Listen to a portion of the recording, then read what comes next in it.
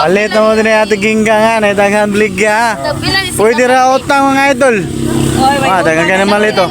Pwede ra utang, kada hapon ni siya display diri mga idol.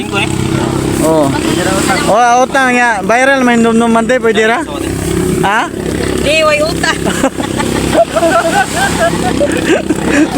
Di mo sugot.